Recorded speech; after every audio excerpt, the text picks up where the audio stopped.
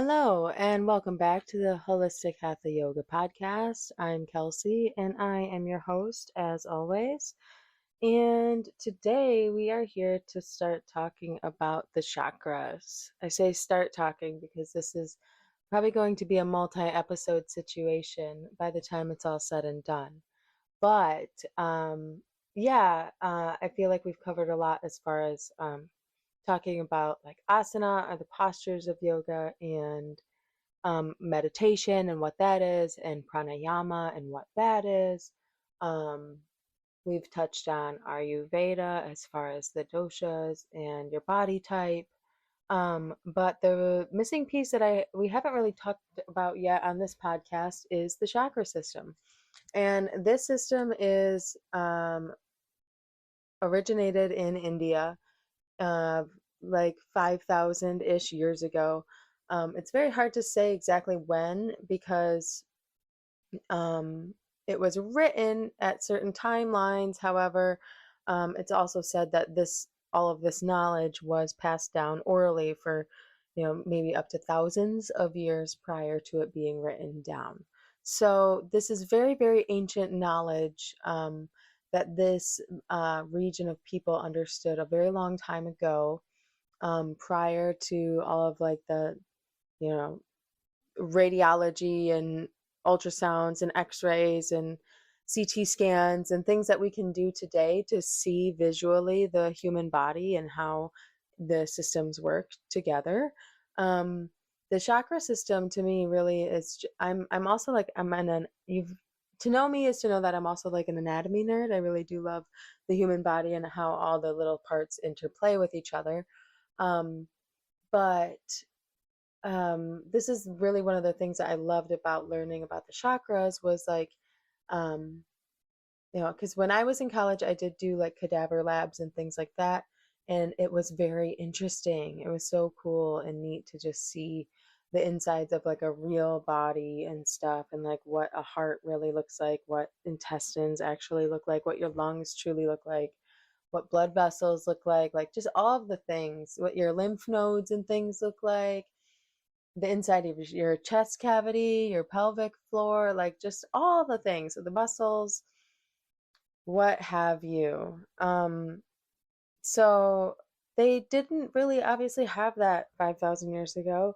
Um, but they did discover, that there's these seven energy centers that go along your central energy line that are important for certain qualities and certain things relating to your health. And um, it's wild because they were really able to like pinpoint exactly where these major endocrine systems are within our body. So these major point organs in our body that really tell us how to tick, how and when and why to tick, So they're very important places within the body.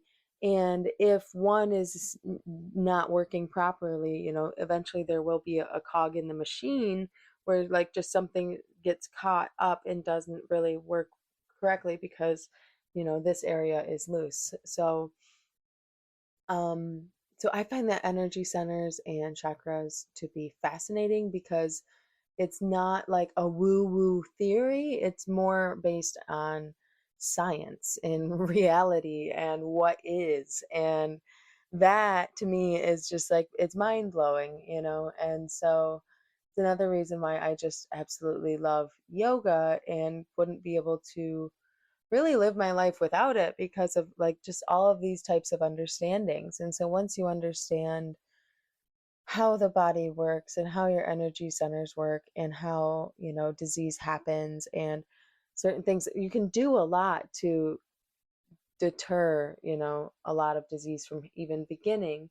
It doesn't make you invincible by any means, but it definitely makes staying healthy and healing much easier.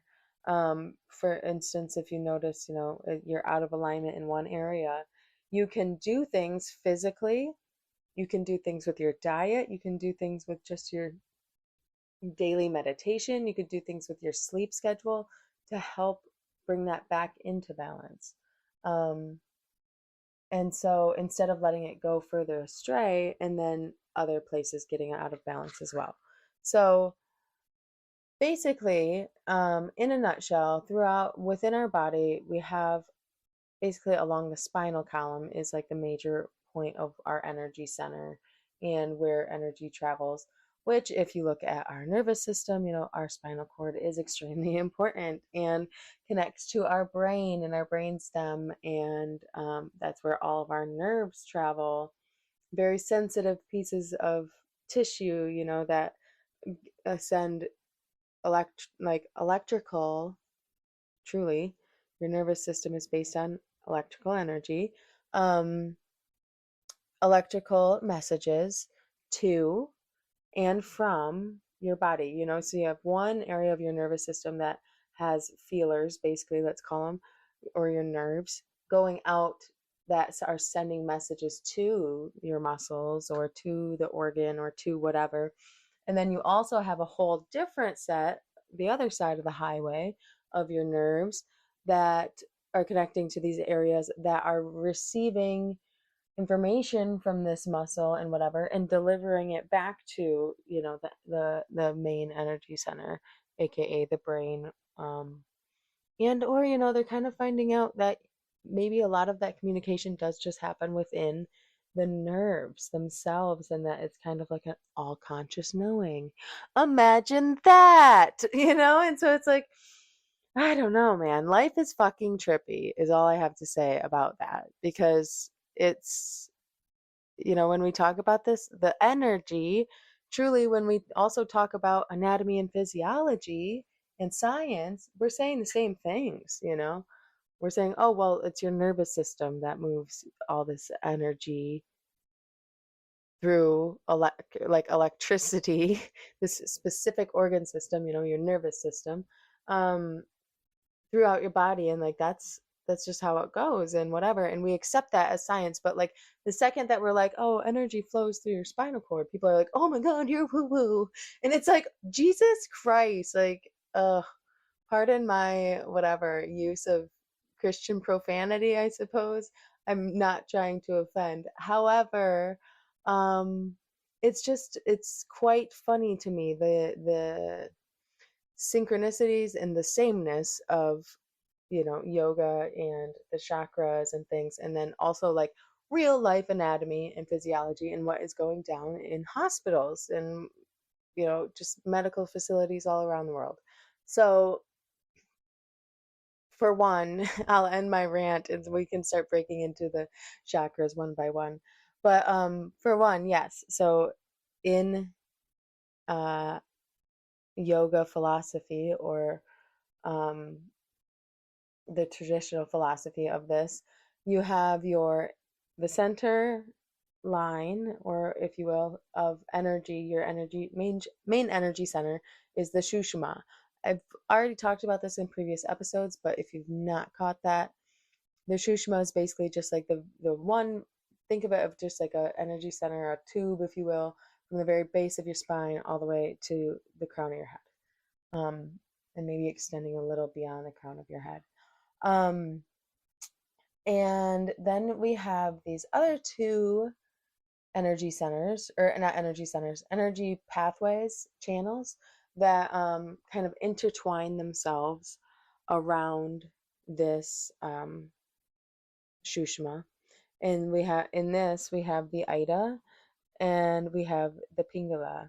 And the Ida Nadi is all about on the left side, and it contains like the descending or the grounding life force, so like the downward motion.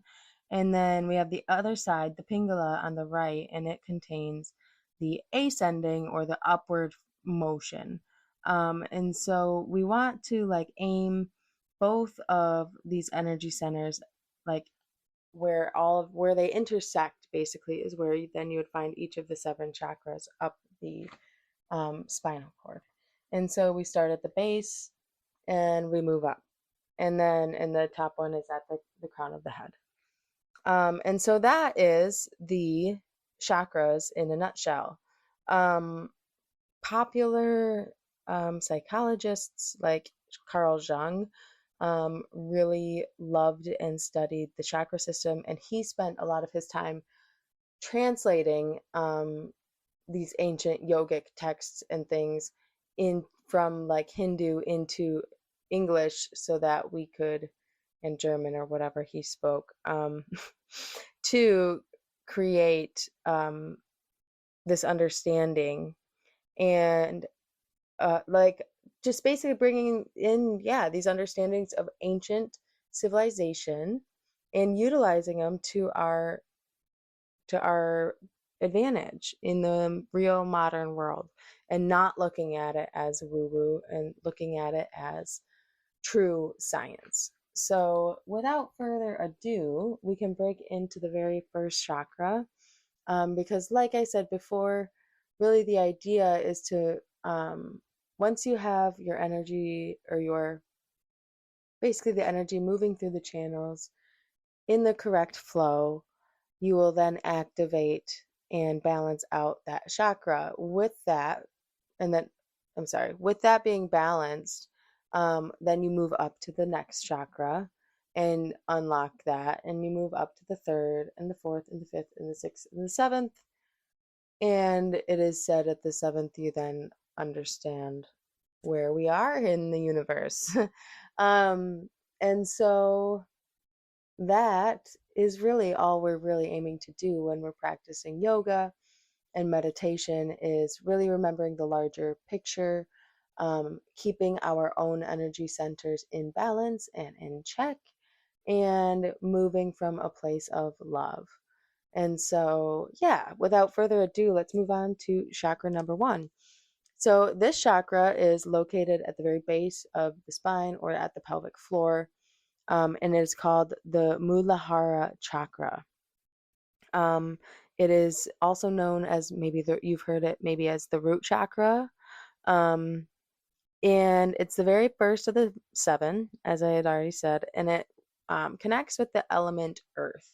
So this is our very much survival mode, grounding chakra, where if we don't have our, this is like, this is very foundational, if you don't have a strong, stable foundation, you can't have anything else that builds upon that.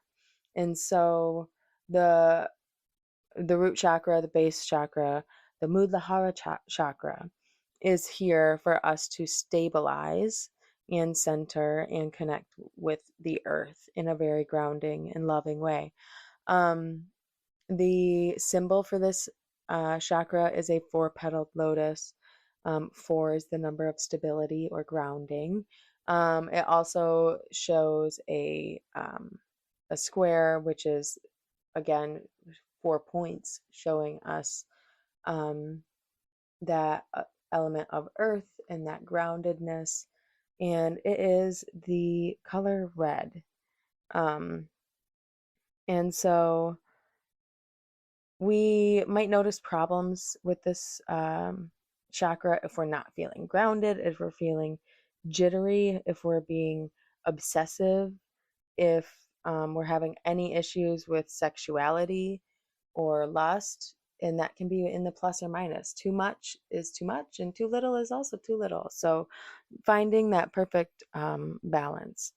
And so the physical location of this is right at the very base of our body.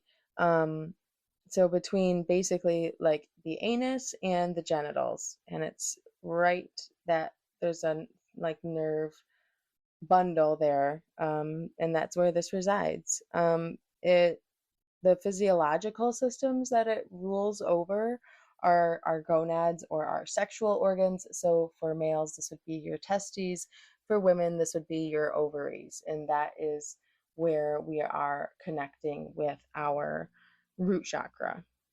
Um, we have, like I said, we already have a lot of major nerves crossing in this area as well. And so this is really a hot spot. We have to be, I mean, every single chakra is very important, but this one is extremely important to begin the journey of connection and really get that stable grounding and healing before we move on to anything else. Um, the way that we physically show this chakra is usually through sexual acts, and having a good sense of sexuality, a good sense of sensuality, and a good sense of security. And so, having all of those things really gives us that balanced base chakra. Um, it's also, this is the chakra that gets dumped on. So we also say in yoga that the pelvic floor holds all of our emotion and unresolved and unprocessed trauma. And this is very true. And this gets stored in this first and the second chakra. And so this is not a one and done, just like anything that's good. This is not a one and done situation. This is something that has to be revisited over and over and over again. And that is okay. Just like, walking is a part of good health. And you can't be like, well, I walked, 4 weeks ago and that's enough walking. I already did it. It's a one and done. I don't need to go walking ever again. Like, no, that is not true. um, we need to do all of these things all of the time, not in a overwhelmed and actionable and go go go go go way, but in a slow, steady tortoise, the fastest way to get somewhere is slow type of way, in these yeah, and just in taking care of ourselves, and making sure that we're living these healthy lives. And so, and by, I don't mean like that you're an angel by any means. Nobody is, but like, to be actually taking care of oneself is a rarity, at least in the United States. A lot of people glorify the rundown and the, oh, I'm so stressed, I'm so busy, I'm so busy, I'm so busy. And then wonder why they have all these chronic health issues. So, anyway, I'll get off of that rant. That's a rant for another day. Back to the base chakra. So yeah, you can get a lot of energy dumped here. So this is something, like I said, that's not a one and done, but you can do a lot of work in just bringing awareness to it, And so in yoga, we do a lot of like yin long, which we would mean like deep stretching for long periods of time. Um, in the pelvic floor region to help release trauma um, and tension from the pelvic floor slash the base chakra, and maintain that positive flow of energy. Um, and so there's a lot of different ways that you can get in touch with that chakra. You can meditate with it. You can do yoga, like I was just saying. You can breathe. You can do breathing practices into the chakra, breathing the appropriate healing energy into it, and allowing it to release and breathe. Um, you can do Reiki sessions. You can do crystal healing methods. There are so many things that you can do to help balance your chakras. And I guess my favorite base chakra healing would probably be, yeah, some yin yoga in the pelvic floor region. Um, and also just sleep is a good one as well. Sleep is a great helper um, of balancing any chakra system. So if you ever are feeling out of whack, like number one, ask yourself, like, how has my sleep been? Um, and then start from there. um, there's a lot of signs that can show that you might be imbalanced in this chakra. Um, because this chakra is all about like this instinctual needs, the things that we need to survive, and feeling that safety and the security that I was talking about earlier. Um, So basically, like, what do we need as animals? We need food and we need shelter.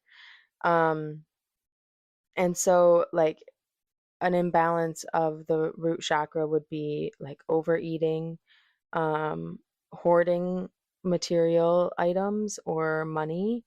That's like a very instinctual survival situation. If you can never get enough, yeah, like food, money, goods, like you're always shopping, or sex, like you're just constantly consuming, this is definitely a Mudladhara chakra dysfunction.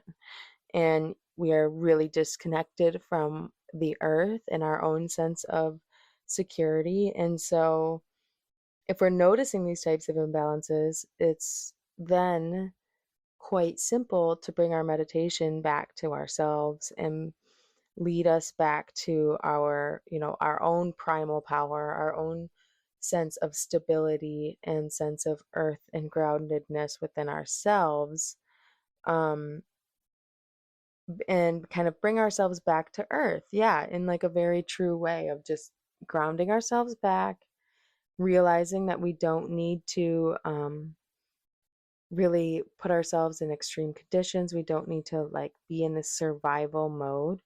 Um, and a sign of, I guess, on the opposite side of the coin, a sign of this chakra feeling positive or feeling in a good state, it would really make you want to express love, procreate, because when our sense of security is there and solid, we then feel like we can share with others, and we feel like we're not constantly looking to take or find or hunt or gather. We are bountiful within ourselves, we are abundant and secure within ourselves, and thus we are looking to shower that love onto others, and procreate and have children, and show our partners unconditional love. And um, this is really just connected to, yeah, feminine and masculine energy. Um, more so more so feminine, if we're going to be real here, because it's about Mother Earth. It's about that womb energy. And that doesn't mean that men are excluded out of this, because in this traditional sense, in this philosophy, everybody has male and female energy. Everyone has, male and feminine qualities within them. And it's finding the balance, and not even like the balance, because obviously feminine people will have more feminine qualities, and males will have more male qualities. But that's not to say that there are no feminine qualities within a man, nor is that to say there's no male qualities within women, and that we can't tap into that energy and utilize that energy and even embody that energy for small periods of time. But um, yes, I've gone off on a very long tangent and I'm so sorry. But yes, so the base chakra is a little bit more feminine leaning. However, don't make that seem as though you cannot be balanced if you're a male. Quite the opposite. Quite the opposite. We need you males to be balanced. If you're listening, please balance your base chakra, because that will help the world in every way, shape, and form. And women too, don't get me wrong. But I see far more men that need some good quality time here. Um, and yeah, this is the area that affects fertility. So again, if we're having any sort of fertility issues, male or female, this all relates to Mudladhara chakra, and we can focus our energy there for getting that healing, because ultimately we are just trying to live our life from a place of love and not a place of fear. And if we're moving from a place of fear, it means that we are not having that stable, grounded place that we're coming from. So we need to have that stable base that gives us that stability. and that security, that we can move forward in life with confidence, knowing that no matter what comes our way, we will be able to function. Um, and so with this chakra, the image that is yeah, mostly correlated, like I said, is that four-petaled lotus. Um, it's described as a beautiful red lotus flower with an intense golden center. Um, some people imagine this lotus, and it starts its muddy life in the or its muddy life, its life in the muddy water at the bottom of a lake or river, and it grows up, and once it gets to the light, it blossoms. For this reason, we always use the lotus as a symbol of human enlightenment, because quite frankly, that's how our experience goes, born into the muddy shit. And we go through all of this darkness and muck and mire and craziness and other things. And there's big fish and there's turtles and like, what the fuck is going on? And we snake our way all the way to the surface, and we see the light, and we open, and the thousand petaled lotus is there, of just the ultimate unfolding of the ever present moment that we're just existing in and get to procreate and be a part of, is quite magnificent. Um, and so this this is why you will notice each chakra is, I'll say, it's a four-petaled lotus, or it's a six-petal, or it's a thousand-petaled, blah blah blah. um, Now you understand a little bit more of the philosophy behind the lotus and why we're using that. But like I had said, this one is the base chakra. It is red. Um, it has the earth energy, and um, I guess the other important note of the base chakra is that because it's the base, this is like the very beginning of our Kundalini energy, or the pranic awakening. Prana is like energy. Um, Kundalini is like life force awakening. And so it is said, once you start on the journey of like really paying attention to your energy centers and such, that this is the place that, like I said, this is the place that we start. And from here, the Kundalini energy moves forward. But it must be born from this lotus at the very base of our spine. Um, Other ways that we can move that energy up is through, like, there's breathing practices, or pranayama in hatha yoga. Some that are specifically like bandhas, or they're like locks. They're like, it's breathing in and doing like a certain muscular lock with your abdomen and throat and different areas of your body, and your the base of your body, your perineum area, um, and holding these areas all together is said to help kind of move that energy flow up, and kind of squeeze all the energy towards the top, if you will, and kind of help your journey along.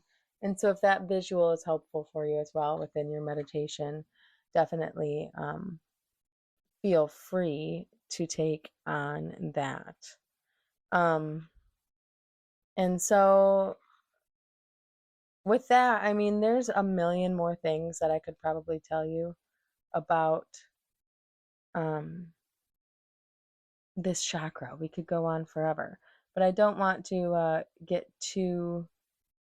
don't want to bore you too much before we go on. But I guess the last little um, bit that I would like to leave you with um, is that the sound, or the mantra often associated um, with this chakra is Lam, and so it's a LAM, and it creates basically a block against our energy going down beneath the foundation. So it helps create a, a more solid foundation so that your energy never leaves this area. If at any point you become so energetically depleted, which I hope this never happens, that you have raised your energy centers all the way up, but then some crazy shit has happened and you're living out of your base chakra again and living in fear of certain things and yada yada. um this mantra helps make sure that we at least stay in that base chakra and don't just completely fall out of our conscious knowing. And so I also find it really interesting that they have, that there are certain sounds and aka vibrations that help move and or keep these energy centers active and functioning. Um, Another reason why I just absolutely love yoga. So, um, I hope you found this super fun and informative. Um, I think I've talked your ear off enough. Um, and next time we will come in here and do the next chakra. So I hope you enjoyed this. I think that you will have a lovely time if you do decide to jump on the journey of exploring your energy field and getting in touch with it and knowing it a little bit more. Um, because that's all it really is. It's not like it's creating anything, it's not witchcraft, it's not evil.